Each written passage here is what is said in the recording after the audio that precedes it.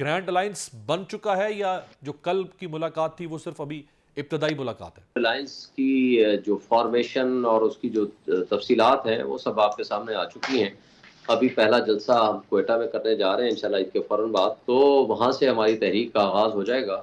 اور میں ہوپ فل ہوں کہ انشاءاللہ یہ جو اتحاد ہے، اس موجودہ جو حکومت ہے جنہوں نے ایک فارم 47 کی پیداوار ہے یا جو ایک طرح سے ڈاکہ زنی کر کے وجود میں آئی ہے، یہ بڑے افسوس سے کہنا پڑتا ہے کہ جو سب لوگ، پوری پبلک، پورا میڈیا، پورا انٹرنیشنل میڈیا آج اس بات کا گواہ ہے. تو یہ ساری چیزیں یہی اسلام آباد میں ساری سیٹوں پہ ہوا، پنڈی میں آپ کے سامنے ہوا، پنجاب میں باقی جگہوں پہ. اور جس طریقے سے یہ دھاندلی تو چھوٹی بات ہے، جس انداز سے ایک ڈاکہ زنی کی گئی لوگوں کے حقوق کے اوپر، یہ میرا، آپ کا یا علی گوہر بلوچ صاحب کا حق نہیں ہے کہ کون حق نمائندگی ہو. یہ حق نمائندگی عوام کا ہے، اور عوام نے جس کو مینڈیٹ دیا ہے اس کو ہی آگے آنے کا حق ہے. آپ ایک اپنی سٹوری بیان کر رہے ہیں، لیکن دوسری طرف یہ علی گوہر بلوچ صاحب ہیں، ان کے ساتھ کچھ اور دو لوگ کامیاب ہو چکے ہیں جو ری کاؤنٹنگ میں جیت کر آ رہے ہیں. آپ لوگ جیتے ہوئے تھے، یہ ری کاؤنٹنگ میں جیت کر آ رہے ہیں، ان کے بارے میں کیا کہیں گے؟ دیکھیں، ری کاؤنٹنگ جس طریقے سے کرائی گئی ہے، آپ سٹفنگ کر لیں، آپ جا کر کے وہاں مہرے ٹھپے لگا لیں، فارم 45 سب کے مطابق ہم لوگ جیت چکے تھے، تو پھر جا کر کے یہی تو ریٹرننگ آفیسرز کی کرپشن ہے نا.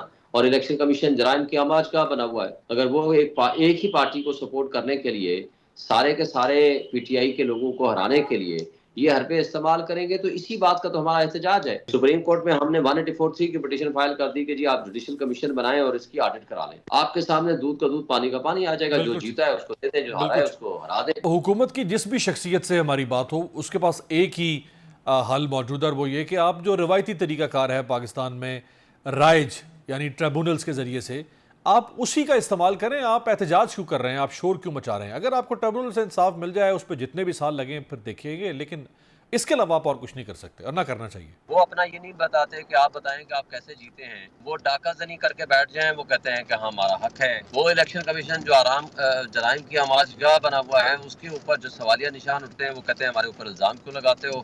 ہم تو جناب توہین الیکشن کمیشن بھیجیں گے آپ کو. وہ ریٹرننگ آفیسرز، وہ کرپٹ پالیٹیشنز جنہوں نے اس سارے نظام کو گندا کر دیا ہے، جب ہم تنقید کریں وہ کہیں نہیں جاؤ، اور پھر جب کورٹوں میں جائیں تو وہاں جناب یہ اسٹیبلشمنٹ کود جاتی ہے. وہ جا کر کے یا خط لکھتی ہے یا وہ اس میں پاؤڈر بھیج دیتی ہے. ابھی اس کی تحقیق ہونی باقی ہے. بہرحال میں کچھ کہہ نہیں سکتا کہ کس کی طرف سے آیا ہے. اشارے تو اسی طرف جاتے ہیں کہ جن کی طرف 6 معزز جج صاحبان نے لکھ کے دیا ہے کہ کس طرح ان کے رشتہ داروں کو اٹھایا گیا، کس طرح انٹیلیجنس ایجنسیز نے ان کے برادر نسبتی کو تشدد کا نشانہ بنایا. ہم یہ نہیں کہتے کہ ہم جیتے ہیں، ہم کہتے ہیں ہم تو جیتے ہیں، مگر آپ اس کا آڈٹ کرا لو. اگر ہمارے فارم 45 درست ہیں تو آپ اس کے مطابق ہمارا حق حکمرانی ہمیں واپس کرو. یہ عوام کا حق حکمرانی ہے. لیکن اگر آپ نے 1,05,000 والے کو، میں آپ کے سامنے بیٹھا ہوں، اس کو آپ نے باہر رکھنا ہے. جس نے 50,000 ووٹ نہیں لیا اس کو آپ نے ایم این اے بنا دینا ہے. اس طرح کے باقی حلقے ہیں، 1 لاکھ ووٹ کی ڈفرنس ہے. پھر احتجاج کرنا ہمارا آئینی حق ہے، وہ بھی ہم کریں گے. لیکن اس نظام کو درست کرنے کی بجائے یہ اس کو مزید گندا کر رہے ہیں. ان کا رانا ثناء اللہ کیا کہہ رہا ہے؟ یہ خود ان کے اپنے بندے مان رہے ہیں. تو اگر یہ طرز عمل ان کا ہوگا تو اس کا مطلب ہے یہ ڈاکہ زنی کے ذریعے وجود میں آنے والی ان کی جو حکومت ہے، بس اس کو بچانے کے چکر میں پڑے ہوئے ہیں، لیکن وہ بچتی نظر نہیں آتی.